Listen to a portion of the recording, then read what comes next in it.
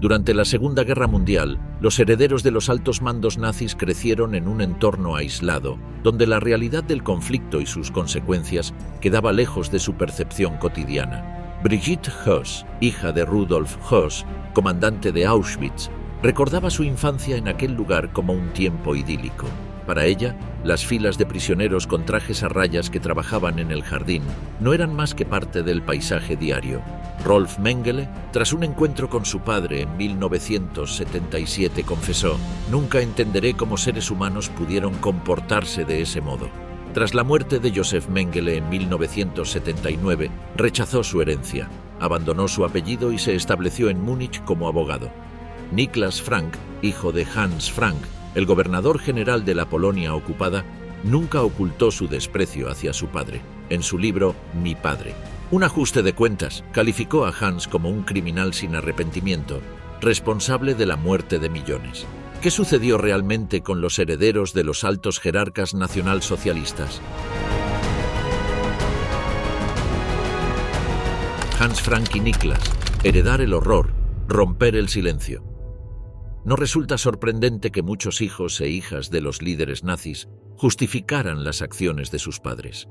Criados en entornos protegidos y llenos de privilegios, disfrutaron de una infancia idílica en la Alemania nazi, donde eran tratados con cariño y respeto. Tenían acceso a los mejores juguetes y una vida de comodidades, ajenos a las atrocidades que sus padres cometían. Para ellos, los mismos padres que les contaban cuentos antes de dormir o los llevaban a pasear no podían ser los responsables de la muerte de millones de personas, a pesar de la abrumadora evidencia. En ese contexto, alzar la voz en contra del nazismo y condenar el propio legado familiar exigía un coraje extraordinario. Niklas Frank fue uno de los pocos que lo hizo. Hijo menor de Hans Frank y Brigitte Herbst, nació el 9 de marzo de 1939 en Múnich. Con tan solo 8 meses, su padre fue designado gobernador general de la Polonia ocupada, donde implementó políticas de esclavización de ciudadanos polacos y la exterminación sistemática de judíos.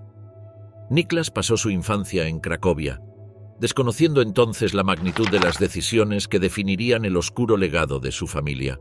Obsesionado durante años con la ejecución de su padre, ahorcado el 16 de octubre de 1946, tras ser condenado por crímenes de guerra y crímenes contra la humanidad en los juicios de Nuremberg, Niklas Frank dedicó su vida a reconstruir el oscuro legado familiar. A diferencia de sus 4 hermanos, él fue el único que buscó respuestas a los recuerdos de infancia y a las conversaciones que alcanzaba a oír. Con el tiempo, su rechazo hacia el entorno en el que creció se volvió absoluto. Odiaba a ese hombre que, incluso muerto, seguía controlándome como una marioneta. Desde niño supe que pertenecía a una familia de criminales.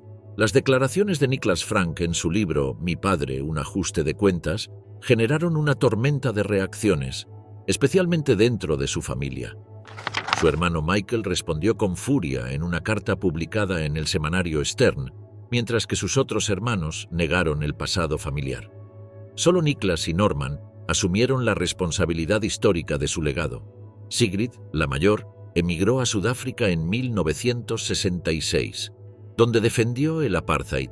Brigitte se quitó la vida en 1981 y Michael murió a los 53 años, marcado por problemas de salud y tormentos personales. Una familia fracturada por la culpa, el silencio y el peso de un apellido imposible de redimir. Con los años, la vergüenza inicial de Niklas hacia su padre se convirtió en un odio profundo, alimentado por décadas de investigación sobre la vida de Hans Frank, el carnicero de Polonia.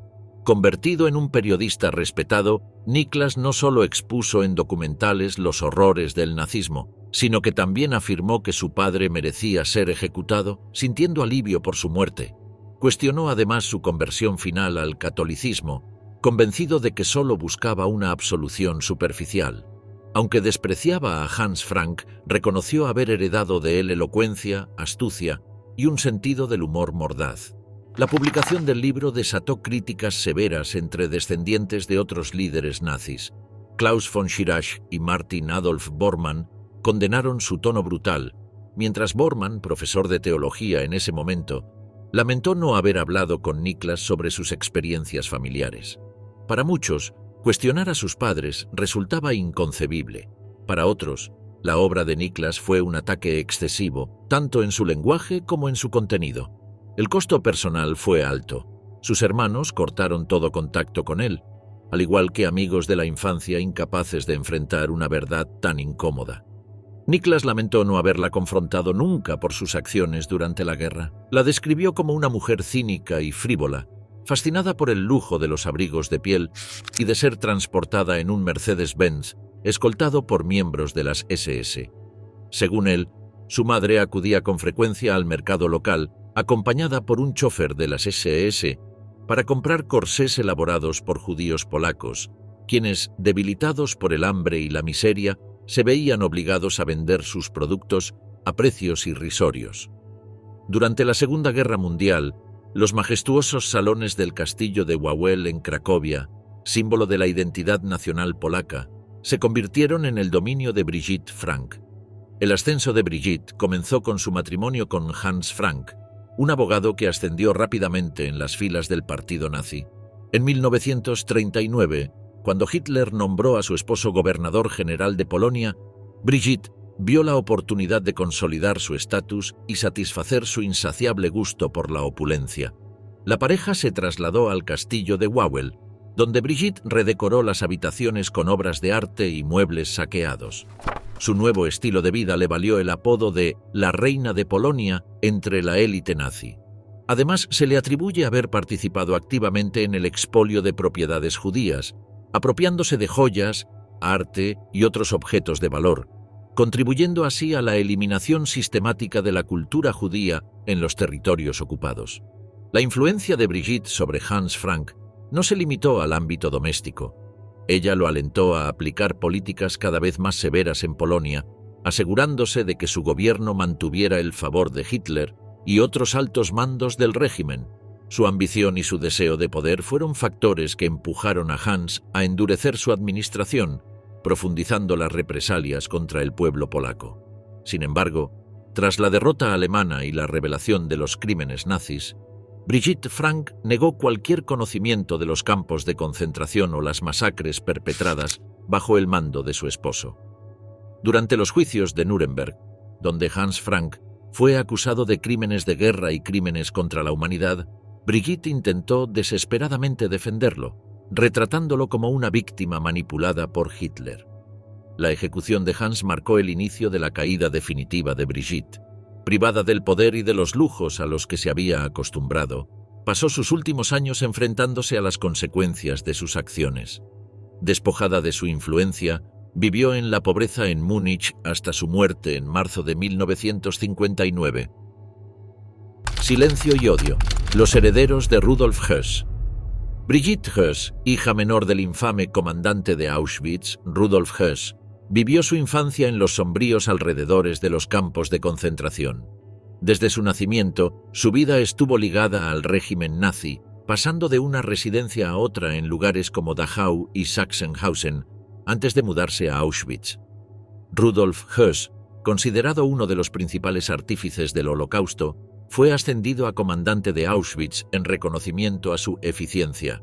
A pesar de su rol en los crímenes más atroces de la historia, en casa se mostraba como un padre cariñoso. Junto a su esposa Hedwig y sus 4 hijos, Klaus, Heidetraud, Inge Brigitte, Hans-Jürgen y Annegret, Rudolf se instaló en una acomodada casa con jardín y alberca ubicada apenas a 200 metros de las cámaras de gas. Construida en 1937 por una familia polaca, fue confiscada en 1940 por las autoridades alemanas y asignada a Höss cuando asumió la dirección del campo. Höss transformó la vivienda en un refugio personal, amplió la estructura, colonizó la planta bajo el tejado y convirtió el jardín en un espacio idílico donde su familia vivió con una normalidad perturbadora. Mientras sus hijos jugaban y los adultos tomaban el sol en el jardín, los sonidos del campo, gritos, órdenes en alemán y el ruido constante de los hornos crematorios eran ignorados o deliberadamente silenciados en sus mentes. En 2007, el historiador Ian Baxter documentó su interior, preservado casi intacto. Los suelos de madera, Las cerámicas verdes originales y los herrajes artesanales habían sobrevivido al tiempo, reflejando un estado de mantenimiento mínimo pero suficiente para evitar su ruina. En 2011, unos reporteros de la BBC visitaron la villa junto al nieto de Hoss y grabaron imágenes del jardín, aún verde y cuidado, así como de una celosía que recordaba la puerta de rejas con la inscripción Arbeit macht frei. Con la caída del Tercer Reich, Rudolf Höss y su familia intentaron escapar hacia el norte, refugiándose en los bosques junto a otras familias prominentes del régimen nazi. Aunque consideró un suicidio colectivo, desistió pensando en sus hijos. Finalmente, fue capturado en 1946, juzgado en Nuremberg y ejecutado al año siguiente. Durante su encarcelamiento, Höss fue entrevistado por especialistas que buscaban comprender su mente. Relató con fría apatía los métodos de exterminio empleados en Auschwitz y señaló que nunca cuestionó las órdenes recibidas, considerando su cumplimiento como una necesidad. Se describió como un hombre solitario, incapaz de formar vínculos cercanos, y negó sentir culpabilidad, aunque tras la rendición reconoció que lo que hizo no era como le habían dicho. El psicólogo Gustav Gilbert lo calificó como intelectualmente normal, pero profundamente insensible, con una apatía que rozaba la psicopatía. Primo Levi lo describió como un hombre vacío, cuya obediencia ciega le ofrecía consuelo frente a sus dudas. En sus memorias, Höss reafirmó su lealtad al nacionalsocialismo y se declaró incomprendido, insistiendo en que, a pesar de todo, tenía un corazón. Tras la muerte de Rudolf, la familia Höss optó por dejar el pasado atrás y evitar mencionar los acontecimientos que los marcaron, con la intención de comenzar de nuevo. No obstante, enfrentaron enormes dificultades en su camino. La escasez de alimentos, la necesidad de sustraer carbón para combatir el frío y la falta de calzado eran parte de su cruda realidad. Desde entonces, Hedwig, Klaus, Heidetraud, Inge Brigitte, Hans Jürgen y Annegret jamás volvieron a ser las mismas personas. Al final de la guerra, cada miembro de la familia Höss tomó caminos diferentes. Hedwig decidió reconstruir su vida en Alemania, donde contrajo matrimonio nuevamente. Más tarde emigró a Estados Unidos junto a su nuevo esposo. Aunque existen pocos registros sobre su vida, se sabe que vivió en paz en Washington hasta su muerte, cuya fecha exacta y edad, se debate si tenía 81 o 90 años, sigue siendo incierta. Por otro lado, el primogénito, Klaus, asumió la responsabilidad de mantener a su familia durante tiempos difíciles antes de mudarse con su esposa alemana, conocida como Lilo, a Australia. Ambos se establecieron en Sydney, donde criaron a su hija, Christine. Sin embargo, su matrimonio terminó en divorcio. Klaus falleció en los años 80, víctima de cirrosis hepática derivada de un consumo excesivo de alcohol. Para Brigitte, la muerte de su padre marcó el inicio de una vida de pobreza y secreto. En 1950, buscando dejar atrás el peso de su apellido, Brigitte emigró a España. Gracias a su belleza y elegancia, consiguió trabajo como modelo en la prestigiosa Casa Balenciaga en Madrid. Durante esos años, nunca habló de su origen. En 1961, se casó con un ingeniero irlandés estadounidense y juntos formaron una familia. A lo largo de su matrimonio, vivieron en países tan diversos como Liberia, Grecia, Irán y Vietnam, siguiendo la carrera de su esposo. Finalmente, se establecieron en Washington, D.C. Fue en ese momento cuando las memorias de Rudolf Höss salieron a la luz, revelando detalles espeluznantes sobre su papel en el Holocausto.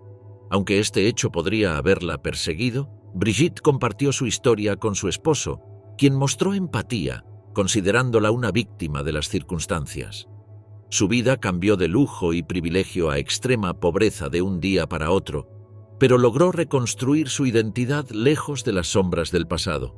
Durante décadas, Brigitte guardó su historia en silencio. En los Estados Unidos, trabajó en boutiques de alta gama, incluida Saks Jandel, ganándose la confianza de sus empleadores, quienes desconocían su parentesco con el comandante de Auschwitz. En una ocasión, confesó su secreto tras una noche de copas, pero fue recibida con comprensión tanto por su jefa, una mujer judía que había huido de Alemania, como por sus colegas. En 2013, con 80 años y enfrentando un cáncer terminal, Brigitte aceptó dar una única entrevista al periodista Thomas Harding. Este buscaba información sobre su tío abuelo, Hans Alexander, quien capturó a Rudolf Höss tras la guerra. En la entrevista, Brigitte relató su infancia, los días en que los soldados irrumpieron en su hogar y su lucha por mantener su anonimato. Temía represalias y siempre había evitado incomodar a sus hijos y nietos con la carga de su historia. Brigitte, como muchos descendientes de nazis, vivió en la encrucijada entre el amor por su padre y la condena de sus acciones. Aunque conservaba una fotografía de sus padres en su boda, describiéndola como un recuerdo de tiempos más simples, no dejó de cuestionar las cifras y detalles del Holocausto. Sin embargo, aceptó la realidad de las atrocidades y reconoció que su padre había cumplido un rol central en la maquinaria del exterminio. El legado de las sombras, las fortunas que sobrevivieron al Tercer Reich. El dominio nazi se extendió durante 12 años, desde que Adolf Hitler asumió como canciller en 1933 hasta su derrota al finalizar la Segunda Guerra Mundial. Aunque varios de sus líderes principales fueron procesados y algunos ejecutados en los juicios de Nuremberg, numerosas fortunas alemanas que prosperaron al aliarse con el régimen lograron mantenerse intactas, hasta el punto de que algunas de estas familias siguen siendo de las más ricas del país. BMW, Volkswagen, Bayer, Porsche, Hugo Boss. Estas reconocidas empresas comparten un oscuro vínculo histórico con el régimen nazi. Varias de ellas, respaldadas por las SS, establecieron campos de concentración cercanos a sus instalaciones durante la Segunda Guerra Mundial. Sin embargo, el destino de las riquezas acumuladas por estas familias tras la caída del Tercer Reich sigue siendo un tema menos explorado. La conexión entre estas familias y el régimen nazi tiene su origen en una reunión confidencial celebrada en Berlín en febrero de 1933. Adolf Hitler, recién designado como canciller, convocó a una veintena de importantes empresarios para asegurar su respaldo financiero en la campaña del Partido Nacional Socialista. Aunque algunos, como Quandt, lo consideraban un líder poco impresionante, según consta en sus escritos, decidieron apoyarlo. Años después, la mayoría alegarían que fueron forzados a sumarse a la causa nazi debido al clima irrespirable del Tercer Reich. Durante esta época, muchos empresarios se beneficiaron del proceso conocido como arianización, que consistía en la adquisición forzada de bienes y empresas judías a precios irrisorios.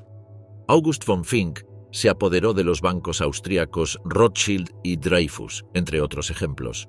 Sin embargo, lo que los marcó como criminales de guerra fue el uso de mano de obra esclava. Millones de deportados fueron obligados a trabajar en condiciones inhumanas.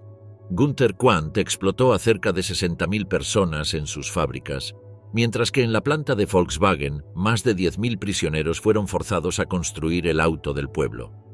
Pese a estas atrocidades, y aunque tras la derrota militar se abrió un período de desnazificación en el país, solo uno de estos 5 grandes empresarios, Friedrich Flick, fue juzgado por el Tribunal de Nuremberg. Otros empresarios, como Quandt y Porsche, cumplieron breves periodos en prisión, pero lograron mantener la mayoría de sus bienes, salvo aquellos que les fueron confiscados en la zona controlada por los soviéticos. Friedrich Flick, por su parte, fue sentenciado por un tribunal estadounidense a 7 años de cárcel debido al uso de trabajo esclavo y al saqueo de una fábrica en Francia.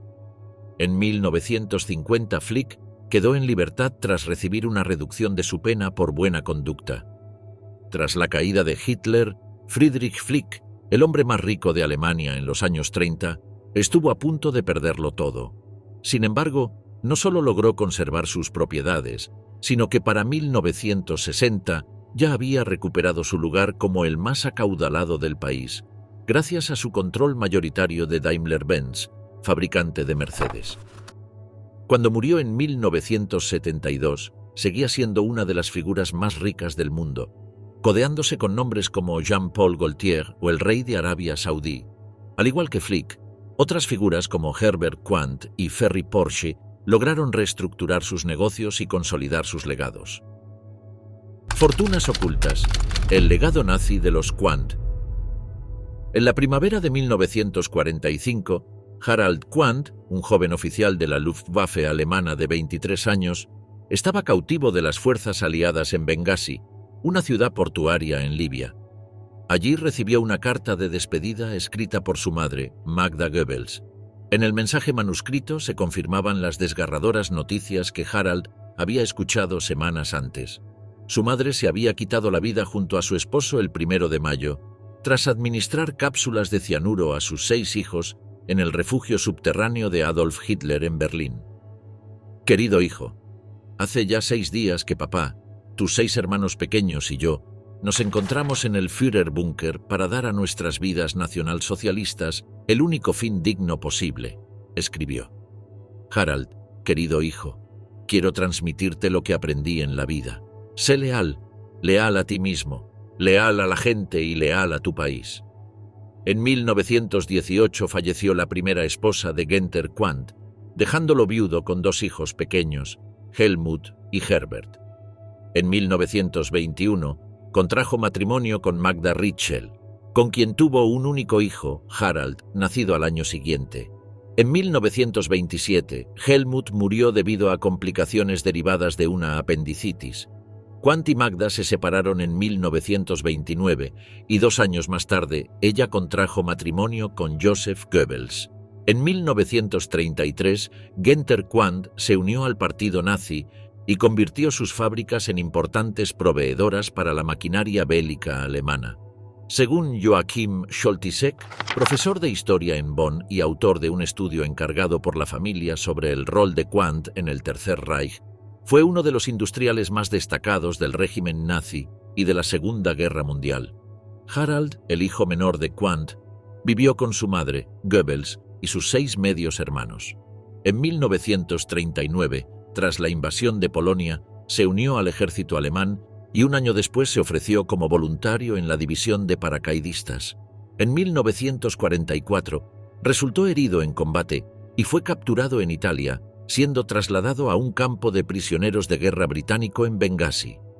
Durante su cautiverio, recibió una carta de despedida de su madre y también un mensaje de su padrastro, quien le escribió: «Es probable que seas el único capaz de mantener viva la tradición de nuestra familia». Quandt recuperó su libertad en 1947. 7 años después, junto a su medio hermano Herbert, pues Harald era el único hijo sobreviviente del primer matrimonio de Magda Goebbels, heredó el vasto imperio industrial que había creado su padre, Günther Quandt. Günther Quandt falleció en 1954 mientras estaba de vacaciones en El Cairo. Su imperio empresarial fue heredado por sus 2 hijos sobrevivientes, Harald y Herbert. Entre los activos más valiosos que recibieron destacaba una participación del 14% en Daimler, de la cual poseían 4/5 partes, según la biografía. Ricardo Eichmann, del pasado enterrado a la justicia global. Adolf Eichmann, figura clave en la implementación del Holocausto, nació en 1906 en Solingen. Reconocido por su precisión y habilidades organizativas, ascendió rápidamente en las filas de las SS. Al estallar la Segunda Guerra Mundial, ya ocupaba un cargo destacado, encargado de coordinar la logística de las deportaciones masivas hacia los campos de exterminio. Aunque raramente visitaba los campos en persona, fue el arquitecto detrás de la compleja maquinaria burocrática que permitió la muerte sistemática de millones de judíos europeos, siguiendo las directrices establecidas en la Conferencia de Wannsee de 1942. En 1944, cuando las tropas alemanas ocuparon Hungría, Eichmann se trasladó allí para acelerar la implementación de la solución final. Sin embargo, ante el avance soviético que cercaba Budapest a finales de ese año, huyó hacia Berlín. Allí dedicó sus últimos esfuerzos a destruir evidencia que pudiera incriminarlo. Tras la derrota de Alemania en mayo de 1945, fue capturado brevemente por las fuerzas estadounidenses. No obstante, utilizando la identidad falsa de Otto Eckmann, consiguió escapar. Consciente de que los juicios de Nuremberg y las declaraciones de testigos como Rudolf Höss, el comandante de Auschwitz, podrían sellar su destino, Eichmann comprendió que debía desaparecer por completo para evitar ser llevado ante la justicia. En 1948, Adolf Eichmann utilizando el nombre falso de Ricardo Clement, logró obtener documentación falsificada gracias a una red de apoyo liderada por el obispo Alois Udall. Aprovechando la llamada Ruta de los Monasterios, escapó hacia Italia, desde donde partió hacia Argentina. Allí se estableció en el barrio suburbano de Olivos, en Buenos Aires, donde adoptó una vida de aparente normalidad. Consiguió un empleo en la planta de Mercedes-Benz, ascendiendo con el tiempo hasta convertirse en jefe de departamento. Su familia lo alcanzó poco después. Su esposa y sus 3 hijos mayores, Klaus, Nicolás y Horst Adolf, se reunieron con él en Argentina. En 1955 nació su 4.º hijo, Ricardo, quien creció sin saber nada del oscuro pasado de su padre. Eichmann se esforzó por mantener un perfil bajo, consciente de que su implicación en el Holocausto lo convertía en un objetivo para el Mossad, la agencia de inteligencia israelí. Sin embargo, su anonimato no duró para siempre. En 1960, durante la Operación Garibaldi, agentes del Mossad lograron localizarlo en Buenos Aires. Tras secuestrarlo, lo trasladaron en secreto a Jerusalén, donde fue sometido a un juicio histórico por crímenes contra la humanidad. Para entonces, Ricardo Clement no era más que una fachada desmoronada. El juicio terminó con una condena a muerte y sus cenizas fueron esparcidas en el mar Mediterráneo. El pequeño Ricardo, de tan solo 5 años en ese momento, no entendió la ausencia de su padre ni recibió explicación alguna sobre su destino. Años más tarde, al descubrir la verdad, tuvo que enfrentar el peso de un legado lleno de horror. Creció luchando con la realidad de que su padre había sido una figura clave en uno de los crímenes más atroces de la historia, buscando reconciliar su propia identidad con un pasado imposible de borrar. A medida que investigaba, Ricardo Eichmann desarrolló un fuerte rechazo hacia el legado de su padre y la ideología nazi. Optó por un camino muy distinto, dedicándose a la academia. En la década de 1970, estudió prehistoria, arqueología clásica y egiptología en la Universidad de Heidelberg, especializándose en esta última disciplina. Participó en importantes excavaciones en Egipto, un país no muy alejado del lugar donde su padre había sido ejecutado. Desde 1996 hasta 2020, fue director del Departamento de Oriente del Instituto Arqueológico Alemán en Berlín, consolidándose como un académico respetado en su campo. En 1995, Ricardo accedió a una entrevista con Zvi Aharoni, el agente del Mossad que capturó a su padre. Aunque los detalles de su conversación nunca se revelaron, Ricardo admitió posteriormente que aquella experiencia fue profundamente reveladora. Con pocas declaraciones públicas a lo largo de los años, Ricardo Eichmann ha rechazado rotundamente las creencias de su padre y ha preferido que su vida sea definida por su trabajo académico, no por el legado que dejó Adolf Eichmann. La historia de los Eichmann en Argentina no terminó con Ricardo. Adolf Horst, el segundo hijo, tuvo una relación con Carmen Beatriz Bretín Lindemann, una joven misionera conocida como La Gringa. Juntos vivieron en Buenos Aires y tuvieron una hija, Verónica Eichmann, quien actualmente reside en Misiones.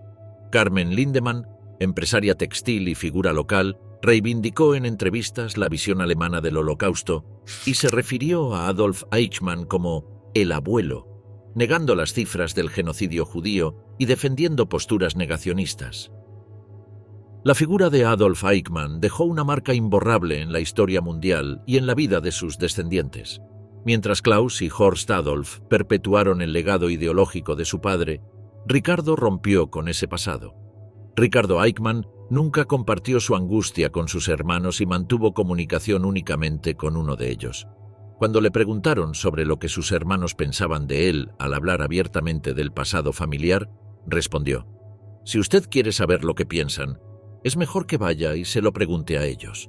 Su distanciamiento resultaba evidente y al observar una fotografía de su hermano mayor, Horst, vistiendo un uniforme de las SS en su juventud, las razones quedaron más claras. Durante su adolescencia, Ricardo envidiaba a otros niños cuyos padres habían muerto en accidentes o por enfermedad. Para él, al menos esos niños sabían la verdad sobre sus familias. A los 13 o 14 años, recordó el momento en que abrió una revista y se encontró con una imagen impactante: la soga que colgó a su padre tras el juicio en Israel. Fue en ese instante cuando tomó plena conciencia de quién había sido realmente Adolf Eichmann y del peso que llevaría por el resto de su vida. Rolf Mengele, el peso de un nombre. En junio de 1985, el jefe de la policía forense de Brasil, Romão Tuma, confirmó un descubrimiento impactante.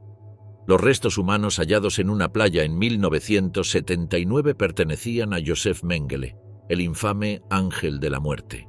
Este médico nazi, responsable de atroces crímenes en Auschwitz, había logrado evadir la justicia durante décadas, refugiándose en Sudamérica en un intento de borrar su oscuro pasado. Mengele, quien fungió como médico jefe en el campo de exterminio, se obsesionó con la idea de la higiene racial, un concepto que usaba para justificar sus sádicos experimentos. Creía que su trabajo ayudaría a demostrar la supuesta superioridad de la raza aria. Los gemelos, en particular, se convirtieron en sus principales sujetos de estudio, a quienes trataba con la indiferencia que se tendría hacia ratas de laboratorio. Sus experimentos incluyeron cirugías sin anestesia, amputaciones de miembros sanos, inyecciones de enfermedades mortales y la infección deliberada de heridas. Todo ello con el fin de estudiar la respuesta de los cuerpos humanos inferiores al dolor y al sufrimiento extremo. Josef Mengele logró escapar de Auschwitz solo 10 días antes de su liberación por el Ejército Rojo. Comenzó una desesperada huida hacia el oeste y, aunque fue capturado poco después, su identidad permaneció oculta. Presentándose bajo el nombre falso de Josef Memling y sin el característico tatuaje de grupo sanguíneo de las SS, logró pasar desapercibido. Fue liberado como un simple médico y retomó su camino hacia la clandestinidad. Inicialmente, Mengele se unió a una unidad alemana que avanzaba hacia Baviera, en la zona bajo control estadounidense. Fue capturado nuevamente y enviado al campo de prisioneros de Schauenstein, cerca de Nuremberg, donde se reencontró con el Dr. Keiler, un antiguo colega. Tras su liberación, viajó de regreso a Auschwitz para recuperar sus notas de campo, documentos que consideraba vitales para su legado pseudocientífico. Desde allí cruzó la frontera hacia Italia y llegó a Génova en 1949. Allí, bajo el nombre de Helmut Gregor, obtuvo un pasaporte emitido por la Cruz Roja y zarpó hacia Argentina. En julio de 1949, Mengele llegó a Buenos Aires y se instaló en el suburbio de Vicente López. Inició una vida aparentemente normal, trabajando como carpintero y más tarde como vendedor de equipos agrícolas. Inicialmente confiado en que la atención mundial hacia los crímenes nazis había disminuido, vivió bajo su verdadero nombre durante un tiempo. Sin embargo, en 1958 fue interrogado por las autoridades argentinas bajo sospecha de practicar medicina sin licencia tras la muerte de una joven en un aborto. Aunque no se presentaron cargos, el incidente lo alertó sobre el peligro de ser descubierto. En busca de mayor seguridad, Mengele se trasladó a Paraguay en 1959, donde obtuvo la ciudadanía bajo el nombre de José Mengele. Más tarde se asentó en Brasil, pero antes realizó un viaje significativo a Europa. Con un pasaporte emitido por las autoridades argentinas, viajó a Suiza para encontrarse con su hijo, Rolf, quien no sabía que ese hombre era su verdadero padre. Presentado como el tío Fritz, Mengele compartió unas vacaciones familiares con Rolf, incluyendo una excursión de esquí. El joven disfrutó del tiempo juntos, completamente ajeno a que estaba en compañía de uno de los mayores criminales de guerra de la historia. Rolf no volvió a encontrarse con su padre hasta 21 años después, en 1977. El contacto inicial fue a través del abogado de Josef Mengele, Hans Sedlmayr, quien localizó a Rolf en Alemania. Sedlmayr organizó primero una reunión entre Rolf y su primo Karl-Heinz, quien había convivido con Mengele durante varios años en Argentina. Antes del encuentro, Sedlmayr quiso preparar a Rolf, explicándole que la generación de su padre, marcada por la experiencia directa de la guerra, tenía una perspectiva muy diferente sobre el Tercer Reich en comparación con las nuevas generaciones de alemanes, quienes solo lo conocían a través de los libros de historia. Además, Sedlmayr tenía un motivo práctico. Necesitaba que Rolf le enviara dinero a su cliente, algo que consideraban esencial para mantenerlo a salvo. Los Sedlmayr, siempre leales a Josef Mengele, actuaban como sus principales defensores. Siguiendo las instrucciones de Sedlmayr y decidido a reencontrarse con su padre, Rolf viajó a Brasil utilizando un pasaporte prestado que obtuvo tras engañar a un amigo durante unas vacaciones. Nada podía detenerlo en su empeño de ver a Joseph una vez más, aunque su percepción sobre él había cambiado profundamente. El anciano Mengele ya no era el héroe de la infancia que Rolf había idealizado. Al contrario, sus diferencias eran irreconciliables. Rolf, con inclinaciones comunistas, chocaba frontalmente con las ideologías de su padre. El encuentro estuvo marcado por la distancia emocional acumulada durante años. Rolf se arriesgó enormemente para conocer al hombre que, durante su niñez, apenas había mostrado interés en él, demasiado ocupado con sus oscuros experimentos bajo el régimen nazi.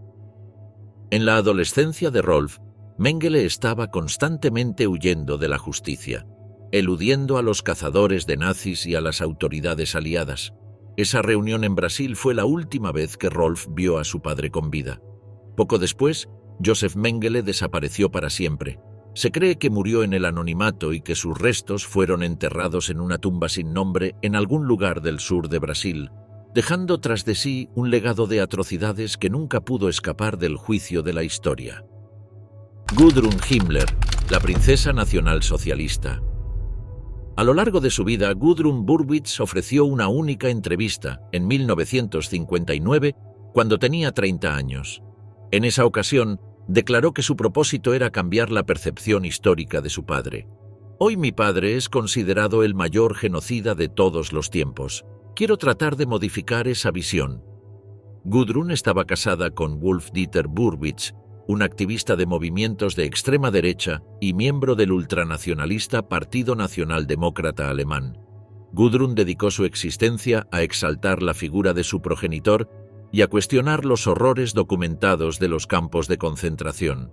En sus memorias, mencionaba los jardines donde los prisioneros cultivaban vegetales o las pinturas de paisajes realizadas por algunos detenidos. Aunque Heinrich Himmler tuvo otros 3 descendientes, Gudrun fue la única nacida dentro de su matrimonio. Uno de los hijos fue adoptado y los otros 2 fueron fruto de su relación con su secretaria personal, con quien mantuvo un largo romance. Cuando Gudrun era niña, solía suplicar a su madre que no le contara a su padre sobre sus travesuras o tonterías. Temía profundamente decepcionarlo. A medida que creció, esa admiración por su padre se transformó en una convicción férrea de su inocencia. Estaba segura de que él nunca había cometido los crímenes de los que lo acusaban y consideraba su condena una completa injusticia. Durante años, soñó con escribir un libro que rehabilitara su nombre, pero nunca con la intención de defenderlo, ya que para ella eso implicaría aceptar su culpabilidad. Gudrun siempre creyó que algún día su padre sería mencionado como se habla de figuras históricas como Napoleón, Wellington o Moltke. Esa esperanza se convirtió en la guía de su vida. La historia, sin embargo, lo condenó para siempre. Los miércoles por la tarde su padre la llevaba consigo en sus recorridos de inspección. Uno de esos lugares era Dachau, el primer campo de concentración de Alemania, inaugurado en marzo de 1933 y ubicado a pocos kilómetros de Múnich. Él mismo había supervisado su creación. Los que llevan un triángulo rojo son prisioneros políticos. Los del triángulo negro son criminales comunes, le explicaba. Para la niña todos lucían iguales, desaliñados, con ropa gastada y rostros sin afeitar. No obstante, lo que más le llamaba la atención no eran los hombres encerrados, sino la huerta y el invernadero del lugar. Mi padre me habló de la importancia de las plantas que cultivaban allí. Incluso me permitió arrancar algunas hojas, recordó años después. Ella tenía 12 años durante aquella visita macabra. La huerta le trajo recuerdos de su infancia en la granja, donde solía ayudar a su madre a cuidar el jardín.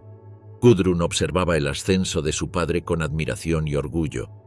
En agosto de 1943, dejó constancia de su entusiasmo en su diario. «Papito es ministro del Interior del Reich. Estoy loca de alegría». Para ella, su padre era un hombre importante y prestigioso, digno de admiración. Mientras tanto, Himmler, en su rol dentro del régimen, mostraba una frialdad impactante. En julio de 1942, durante un viaje hacia Auschwitz para supervisar la implementación de la solución final con el uso masivo del gas Zyklon B, escribió a su esposa con total indiferencia: «Parto hacia Auschwitz. Un beso, tu Heini». Sus cartas, carentes de cualquier emoción o detalle sobre sus actividades, nunca mencionaban las atrocidades que presenciaba o dirigía. Se limitaba a expresar lo agotador de sus tareas y el peso de su trabajo, sin dejar entrever el horror que ocultaba tras esas palabras simples y cotidianas.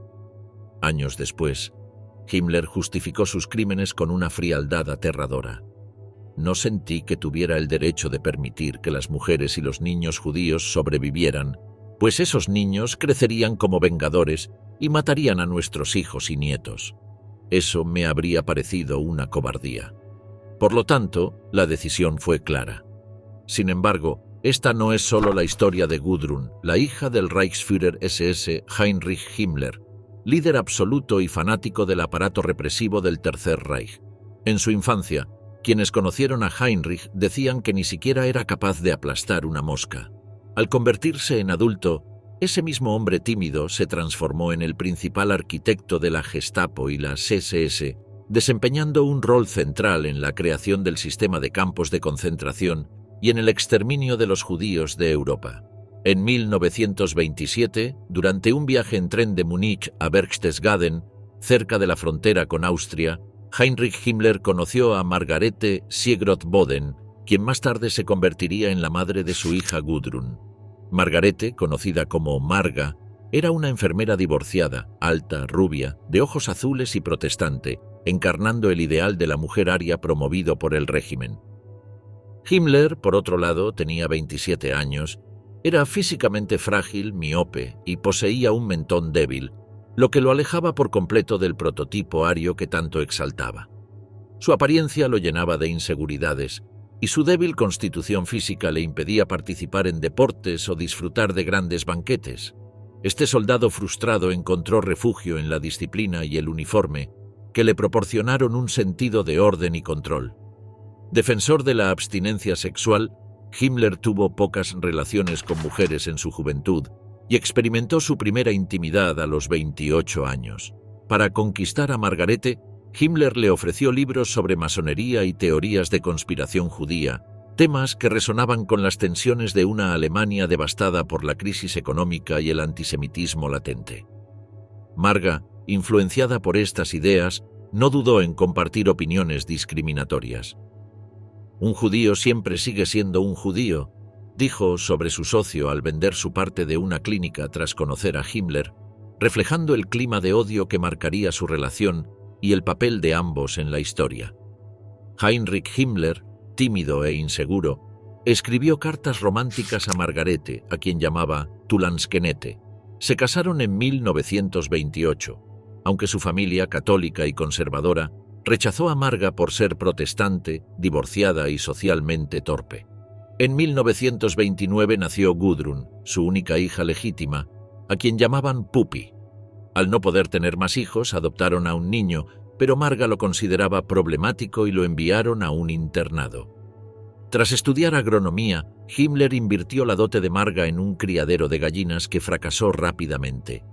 Margarete, aislada y deprimida, quedó a cargo de la granja mientras Himmler se distanciaba, ocupado con sus tareas en el partido nazi. En 1933, vendieron la granja y se mudaron a Múnich.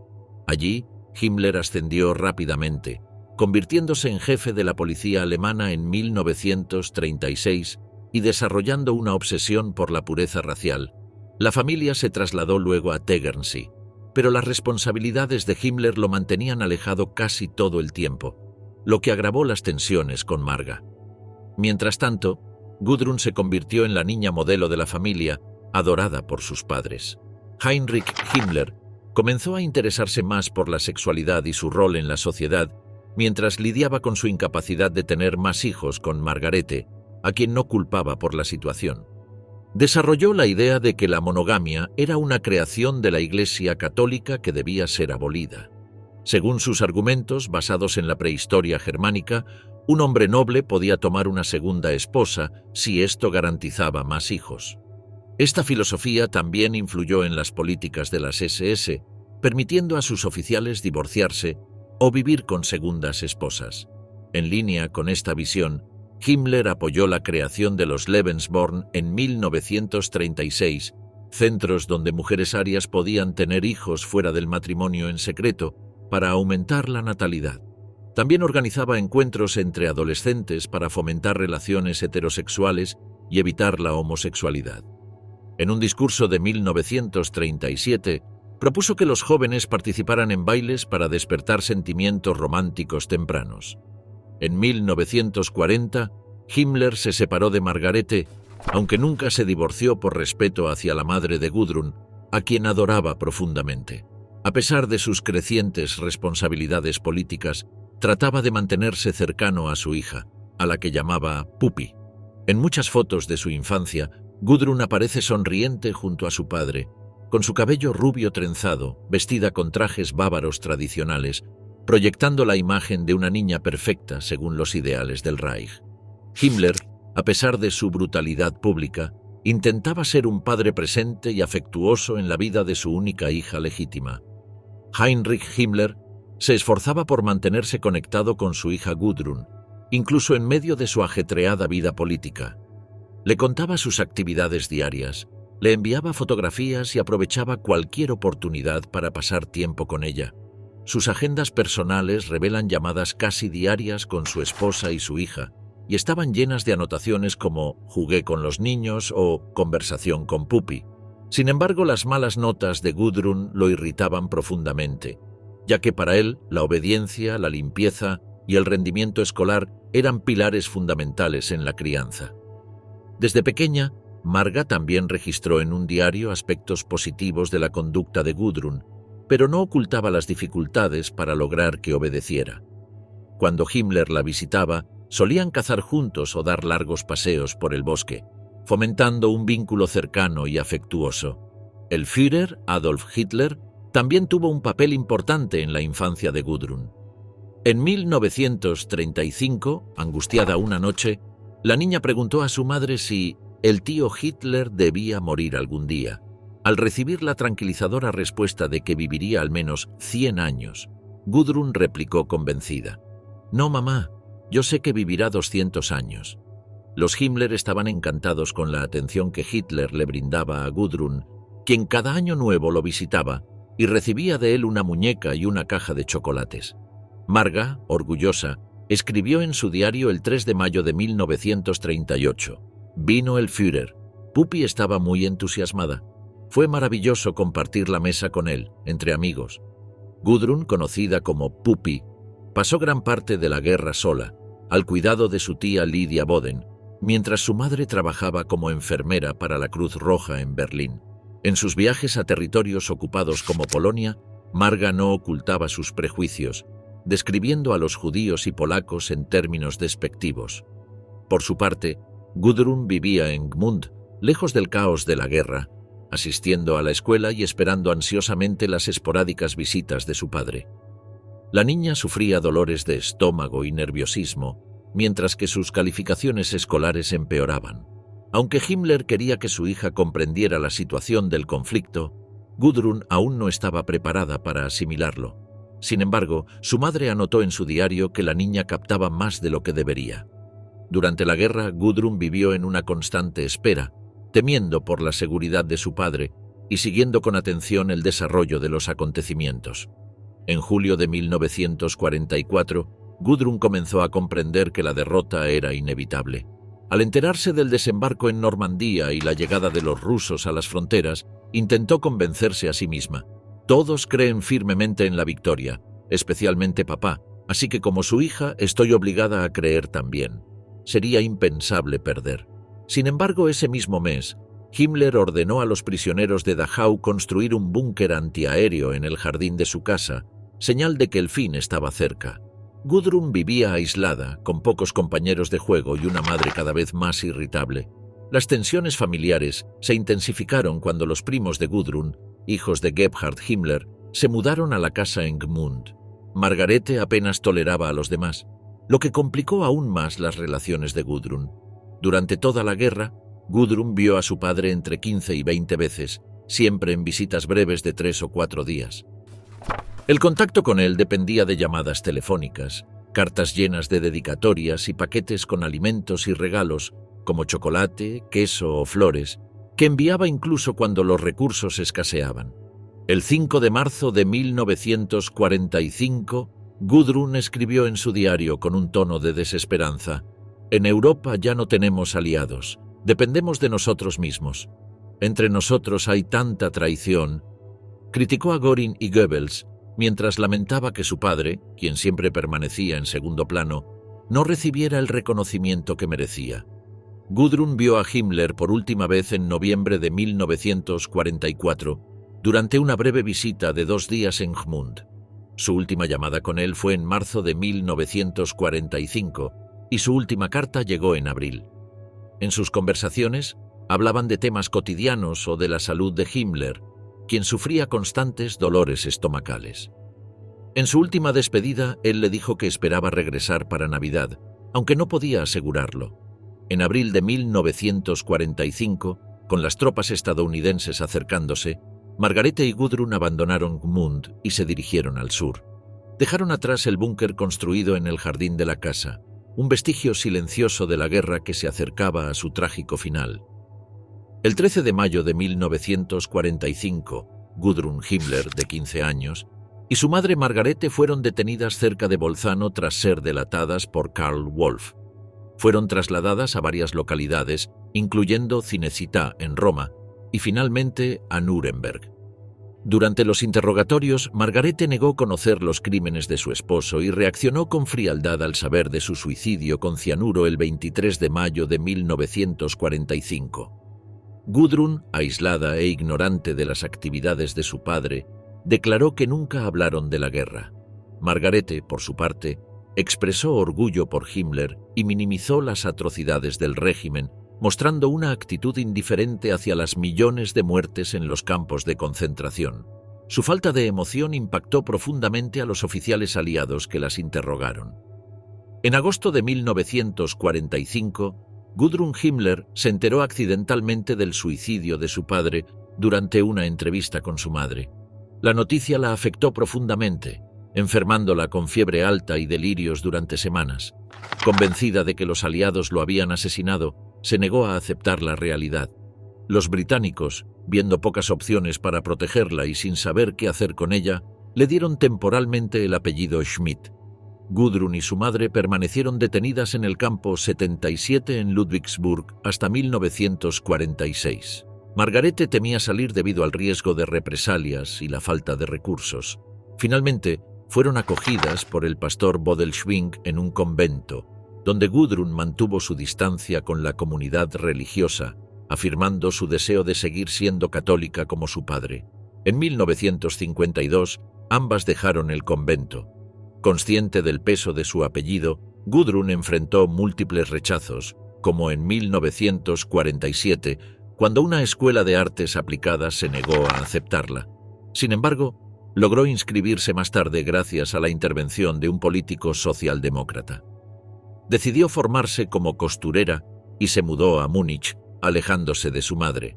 A los 21 años intentó contactar a sus medios hermanos, hijos de la relación de Himmler con Hedwig Potthast, pero no tuvo éxito. Hedwig, tras la guerra, se retiró a Baden-Baden, donde vivió discretamente. Poco se sabe de la vida de sus hijos, quienes crecieron lejos del alcance de Gudrun. Gudrun Himmler enfrentó rechazo constante debido a su apellido. Fue despedida de trabajos y viviendas, pero se negó a renunciar al nombre de su padre, a quien defendió toda su vida. En 1955, participó en eventos fascistas y convirtió su apartamento en un museo dedicado a Heinrich Himmler, coleccionando objetos en su honor. A pesar de las pruebas sobre los crímenes de su padre, nunca aceptó su culpabilidad y mantuvo la esperanza de que algún día se lo exculpara. En 1951, Gudrun se unió a la asociación Stille Hilfe, que ofrecía apoyo legal y logístico a criminales nazis. La organización ayudó a figuras como Josef Mengele y Adolf Eichmann a escapar a América Latina. También contribuyó a fundar la Wiking-Jugend, inspirada en las juventudes hitlerianas, prohibida en 1994. Gudrun vivió atrapada entre el amor filial y la negación del papel de su padre en las atrocidades del Tercer Reich, convencida de que era víctima de una injusticia al igual que él. Gudrun Himmler dedicó su vida a apoyar a antiguos nazis y a defender los ideales del Tercer Reich. Como miembro activa de Stille Hilfe, ayudó a figuras como Anton Malot, el cruel guardián del campo de concentración de Theresienstadt, proporcionándole refugio en una lujosa casa de retiro financiada parcialmente por fondos públicos alemanes. Gudrun lo visitó regularmente hasta su muerte en 2002, lo que le valió críticas públicas.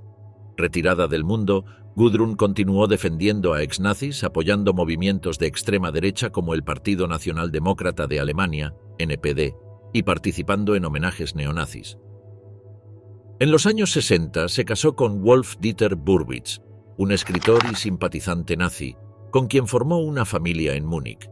La sobrina nieta de Gudrun, Katrin Himmler, tomó un camino opuesto. Casada con un descendiente de una familia judía, escribió el libro Los hermanos Himmler, donde reflexionó sobre el legado familiar y las atrocidades del nazismo, dejando claro que el peso de la culpa puede atravesar generaciones, aunque Gudrun nunca mostró remordimiento ni intención de romper con la sombra de su padre. Edda Göring, entre el privilegio y la ruina. Edda Göring, conocida como la princesa del Tercer Reich, nació el 2 de junio de 1938 en un ambiente de lujo y propaganda. Ese día, las campanas repicaron en todo el Reich. Se recibieron más de 628.000 telegramas de felicitación y los noticieros alemanes anunciaron su nacimiento como una gran noticia. La sublime señora, Emmy Göring, había dado a luz a una niña en la clínica West Sanatorium de Berlín. Hitler, quien fue su padrino de bautizo, mostraba especial afecto por la pequeña y solía recibirla con los brazos abiertos cuando Edda daba sus primeros pasos hacia él. Tras el final de la Segunda Guerra Mundial, Edda mantuvo vínculos con círculos nostálgicos del nazismo. Durante décadas, fue invitada habitual a reuniones en Bayreuth, en la casa de los descendientes de Wagner, famosos por su afinidad con el Tercer Reich. A pesar del paso del tiempo, su casa en el distrito de Lehel, en Múnich, siguió siendo un punto de referencia para la alta sociedad alemana. Edda logró evitar la publicidad y las cámaras de los medios, aunque su nombre volvió a los titulares al acudir a los tribunales para reclamar la fortuna de su padre. Con motivo del 70º aniversario del final de la Segunda Guerra Mundial, Edda presentó una solicitud legal a las autoridades bávaras para exigir una compensación por la herencia de Hermann Göring, que nunca llegó a sus manos debido a la intervención de los tribunales de Nuremberg. En su petición afirmaba: «Se trata de una compensación por la expropiación de mi herencia en 1948, los bienes que habían pertenecido a mi padre que fueron expropiados a título póstumo». Añadió que buscaba una suma modesta que le permitiera vivir dignamente. No era la primera vez que Edda reclamaba parte del legado de su padre. En su bautizo había recibido regalos personales que consideraba de su propiedad, como el cuadro La Virgen con el niño de Lucas Cranach el Viejo, que fue sustraído del Museo Wallraf Richards y obsequiado a su familia por el Ayuntamiento de Colonia. Aunque pleiteó durante años por este cuadro, en 1968 el Tribunal Federal de Alemania dictaminó que su adquisición había sido inmoral. La casita de juegos que le regalaron miles de oficiales de la Luftwaffe, construida en los bosques de Karinhall, y otros objetos de lujo tampoco volvieron a sus manos. La fortuna de Hermann Göring era monumental. Cerca de 1.400 cuadros, 250 esculturas, 168 tapices antiguos, 60 alfombras persas y francesas y miles de libros y manuscritos raros. Su colección de arte, organizada con la ayuda de agentes distribuidos por toda Europa, incluía piezas de gran valor, muchas obtenidas mediante saqueos. Uno de sus principales colaboradores fue Hildebrand Gurlitt, padre de Cornelius Gurlitt, quien décadas después sería descubierto con un tesoro de más de 1.400 obras de arte robadas. En 1954, Edda logró recuperar algunas joyas familiares mediante argumentos similares a los que presentó en esta ocasión. Ahora, a pesar de su avanzada edad, sigue conservando su porte aristocrático y acudiendo a los tribunales con elegancia, evocando a la niña que en su infancia se sentaba en las rodillas de Hitler. Sin embargo, el Parlamento bávaro rechazó por unanimidad su última solicitud, siguiendo las recomendaciones del Ministerio de Finanzas Regional.